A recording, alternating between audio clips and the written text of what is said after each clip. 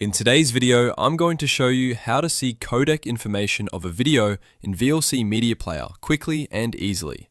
This is a really useful trick if you want to check the format, codec, resolution, frame rate, audio details, and other technical information about a video file without using any extra software.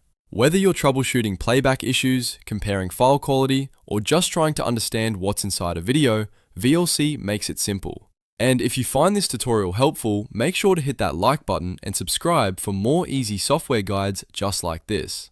Alright, let's jump right in. First, open VLC Media Player on your computer. Once VLC is open, load the video you want to inspect. You can do this by dragging the file into the player or by clicking Media and then opening your video from your files. As soon as the video is loaded, you're ready for the next step. Now, look at the top menu bar in VLC and click Tools.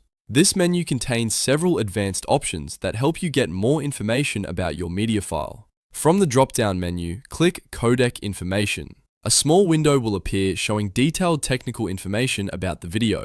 Here you can see the codec used, the resolution, the frame rate, the bitrate, and audio codec details as well. This is especially helpful if you need to confirm whether a video is using MP4, H.264, H.265, AAC, or another format.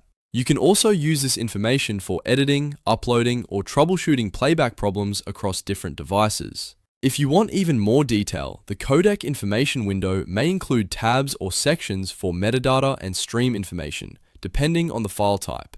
Take a moment to review the details, and if needed, you can copy or note them down for later use. Once you're done checking the information, simply close the window and continue watching your video, or close VLC altogether.